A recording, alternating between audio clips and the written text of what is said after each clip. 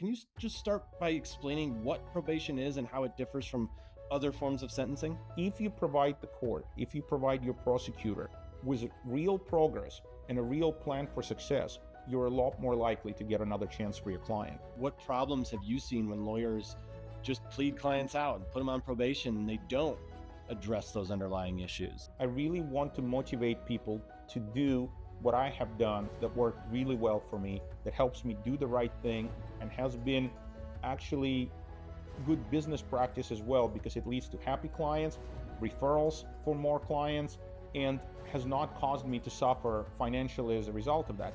And that is, let's connect people with treatment and resources that they need. Let's give them the support that they require. Let's advocate for solutions that promote their rehabilitation as opposed to just punishment. Welcome to Counselor, Beyond Conventional Defense. Hello and welcome to Counselor, Beyond Conventional Defense, the podcast that challenges the traditional approach to criminal defense and takes a deeper look at how the justice system can evolve. Of course, I'm here with attorney William Pernik, a trailblazer in criminal defense whose approach is anything but conventional. I am your host, Kevin Rosenquist. William, thanks for being here. My pleasure, Kevin. All right, so today we're going to talk about defending probation violations. Can you just start by explaining what probation is and how it differs from other forms of sentencing? That's a great question. So probation is a court-ordered period of supervision in the community, rather than serving full term prescribed by law in either county jail or in prison. This type of supervision often comes with conditions like counseling, drug terms, drug testing, community service, or regular check-ins with your probation officer. Sometimes, as part of your probation, a court may also order you to serve a short punitive sanction. In California, usually a probationary sentence will not come with more than 364 days in custody, which at halftime equals 6 months in jail, and usually jails will have early release credits. So at least in Monterey County, that amounts to 4 months and 28 days. But the idea behind probation is to allow clients to remain in the community, to address their underlying problems that are represented by their criminal case, while being held accountable and supported in making, we hope, positive changes. What are some of the most common ways that you've seen clients violate their probation? So typically at the end of a person's sentencing, the judge will order a number of terms and conditions of probation. There could be up to 28, 30, sometimes more terms and conditions of probation. Typically will include things like obey all laws, do not leave the area without permission of your probation officer or the court, do not associate with people who are bad for your rehabilitation, like drug dealers, drug users, gang members, if this is a gang case, or people on probation or parole, obtain employment, don't possess guns or ammunition, don't transport, use, or sell drugs, don't consume alcohol if this is an alcohol-related case, sometimes additional search terms. Depending on the type of a crime, there could be some unique terms, for example, search of electronic devices if this was a computer crime, things of that nature. But violations, they can happen in many different ways. It could be something as silly as missing appointments with probation officer. It could be failing drug tests. It could be not completing required programs like a residential treatment program or an outpatient treatment program.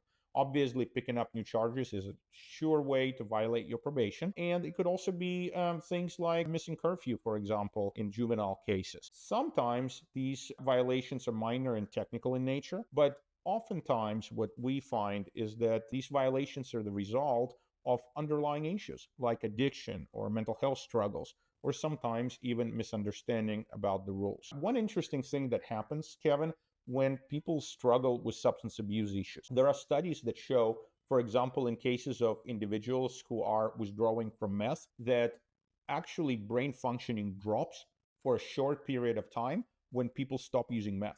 So paradoxically, and I talked about that in an earlier episode with a therapist, Anya, but paradoxically what happens is that you have a person who's now been clean and sober for a period of time while they were in jail. Their attorney managed to persuade the court to put this person on probation.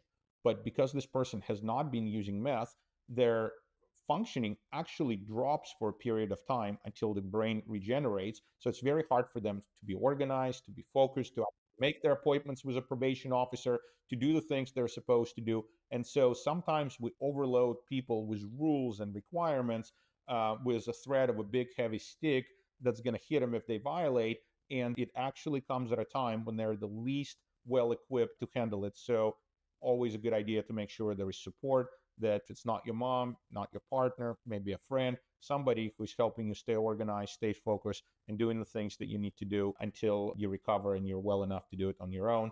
If you build a positive relationship with your probation officer, that could really return significant dividends. And I always talk about that with my clients. Yeah, and it speaks to what you've talked about with your method of treating the underlying issue. I mean, what problems have you seen when lawyers just plead clients out and put them on probation and they don't address those underlying issues? I think that it's a big problem because when lawyers just plead out clients to probation without digging deeper, maybe because they're afraid that things will turn worse for the client, maybe because they're getting a really good deal from their perspective. Sometimes we're so short sighted because we're focusing on a legal problem that we forget that there is a bigger issue that's hidden beneath the surface that's causing the legal problem in the first place. And so when we enter into these kind of dispositions without having these conversations with our clients at a minimum, we can miss the chance to address the root cause of the client's behavior. And so, in many ways, that results in people being set up to fail if their addiction, mental health, or social challenges aren't addressed. So often, we will see, I'll give you a really good example. We have something set up in Monterey County that is essentially an early resolution court. Lawyers like me call it dump truck court because we don't have a lot of respect for a place like that. But it's a place where people show up for their very first court appearance and oftentimes without any legal representation, or they will have like an on-duty public defender who will talk to them for, a minute or two. The district attorney will give them a low ball offer, and they will usually jump on that offer in order to get out of custody. So most of these people are homeless, have drug addiction problems, or other types of issues. None of them are getting any kind of workup, any kind of consideration of why they're in trouble in the first place, why they're in jail in the first place. So how much time do you think it takes before they're back in dump truck court? Not very long. So when we do things like that, it leads to repeated violations and much more serious consequences down the road. So I understand why this happens in county after county after county. This is a practice that a lot of courts and public defender offices and district attorney offices picked up on because it allows them to quickly work through the volume of cases that they have. But I think in the long run, we're doing ourselves, our society, and these people primarily a disservice when we go for the cheap and easy solution as opposed to trying to figure out how can we help, how can we fix, how can we make sure that this person truly does not come back again. We don't have to wait for them to commit a serious felony so that they end up in prison or on a felony probation officer docket. So for the first time, they get some meaningful supervision. I think that's a crazy way of doing business. Yeah, I agree. And do you feel like some clients have trouble understanding the role of probation officers, which can lead to more violations and end up back in jail? Absolutely. Many clients see probation officers as adversaries or just another police officer rather than a resource or a partner in their rehabilitation.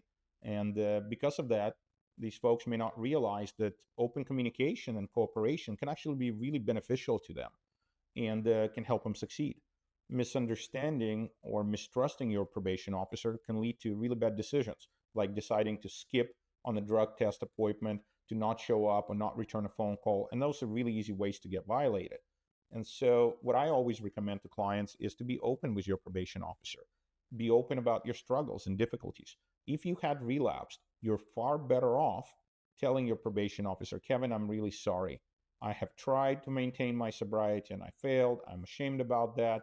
I really would like more help in staying clean and sober. I relapsed. I'm going to be at the appointment to test, but I want you to know that I used on Saturday or something like that. The probation officer is a lot less likely to arrest you and take you into custody. They're going to say, you know what, I really appreciate you actually being honest with me as opposed to 99 other people who were lying through their teeth this entire week. You were the first person who said those things to me, so we're going to work together. We'll find a way. Just hang in there, buddy. Let's send you to more meetings. Let's try and find a better program for you. They're not out there to hurt you on purpose. Sometimes they feel that they're compelled to take certain action when rules are not being followed. Some probation officers also don't understand the science behind addiction and recovery. Sometimes they don't understand that recovery doesn't work on the count of three, that relapse is a predictable and normal course of the disease.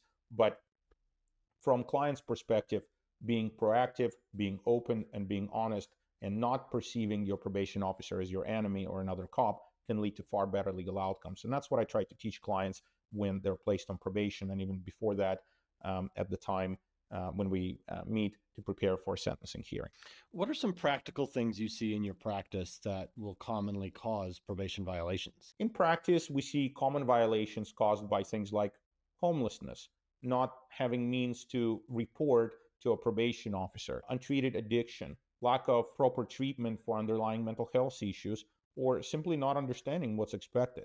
Sometimes our clients don't have the support or resources to comply. More often, that happens with indigent population of clients that I serviced for the first half of my career when I was a public defender. Lack of resources was a huge problem for them. And the system doesn't always account for those barriers. And I want to give you one example. I had an assignment when I was early in my career as a public defender. I was assigned to a court in Tulare County, in the Tulare City Superior Court. And there we had a client who was supposed to show up, and he was late. Not only was he late, but he showed up like at the very end of calendar. When he showed up, he was red in the face, dripping with sweat. And of course, he got a judge really upset. And so the judge started asking him, why is it that you're showing up so late? Where is proof of you doing the things that you were supposed to do, bring me meetings, things like that? The client had a story, an explanation that his car broke. He was supposed to get a ride. The ride didn't happen. So he had to actually physically walk from the city of Visalia to the city of Tulare. And so this person walked on the highway for hours to get to court. And the judge was being real insensitive. You know what he did to him? He ordered him to come back tomorrow morning. Oh, And come you should have on. 100%. And you should have seen the look of complete defeat on my client's face. And so I just couldn't stomach that. So I leaned over and I said, don't worry, I'm going to pick you up. And that's exactly what happened. And he got a nice ride in a comfortable car to court, and the problem was resolved. But, you know, when people who are supposed to be role models treat other human beings that way, I'm not sure that sets a very good message when it comes to compliance. So humanity, understanding, compassion, they go a long way. And understanding the science behind addiction and recovery also is incredibly important. Yeah, no doubt. Man, that's disappointing, but I guess it happens. How does your approach help persuade courts and prosecutors normally to give clients another chance after a violation? Listen, what I want to do and what I'm trying to teach other people who work with me to do is to look beyond the violation itself and present a full picture of our client's life. What is it that led to the violation? What are the challenges they face? And what are the steps that people are taking or should be taking to address these issues? Oftentimes, I get clients who somebody else pled out and placed on probation without doing these things. So their failure to comply with probation oftentimes is a result of not being provided with the resources in the first place. In some ways, it's a similar approach that I take when I have an employee, for example, who does something wrong. Okay? If I have not explained what the rules are, if I have not provided training, and I have not provided resources to do what my employee is supposed to do, how can I then punish a person for messing up? And in many ways, when you're dealing with somebody who suffers from substance abuse, somebody who suffers from mental illness, and we're not addressing those issues, have we truly given this person an opportunity to succeed? Would we have gone off and punished the diabetic for acting in a way that's consistent with that particular chronic disease? Why are we doing that to a drug addict? Is that consistent with the science of addiction and recovery? I think not. And that's the message I'm trying to spread, sometimes successfully, hopefully more so with this podcast. What advice would you give to clients who are facing a probation violation or to attorneys representing them? I think what's really important for clients to be honest about your struggles, to take responsibility, and to show willingness to engage in treatment or support services. For attorneys, I really want to motivate people to do what I have done that worked really well for me, that helps me do the right thing, and has been actually good business practice as well, because it leads to happy clients, referrals for more clients, and has not caused me to suffer financially as a result of that. And that is, let's connect people with treatment and resources that they need. Let's give them the support that they require. Let's advocate for solutions that promote their rehabilitation as opposed to just punishment. If you provide the court, if you provide your prosecutor with real progress and a real plan for success, you're a lot more likely to get another chance for your client. So you got to dig deeper into your client's life. You got to dig deeper into your client's history. You have to look for underlying reasons for your client's behavior, in this case, failure to comply with probation. You have to prepare a comprehensive plan to the court, and you have to convince them that if given an opportunity, your client can actually get back on track, and hopefully will get on track. And if you have a client who is out of custody, you need to start working on that yesterday so the client can get started and come to court prepared to demonstrate they deserve another chance, they deserve another opportunity. We see that often with clients who are on the run, who have a probation violation, who have been afraid to turn themselves in. And so if you get them into a treatment program, if you get them to contact probation, if you're proactive, you put their case on calendar, it significantly improves the odds of success as opposed to waiting until they get picked up on a warrant and then facing prison or lengthy incarceration in county jail. Yeah, no doubt. All right. Well, thank you very much for tuning in to Counselor Beyond Conventional Defense with attorney William Pernik. To connect with William and his team, head to perniklaw.com, and don't forget to subscribe to our channel and leave us a review. We got lots more stuff coming your way. William, thanks so much for your time. It's always great chatting with you. A pleasure. Thank you very much. Thanks for watching.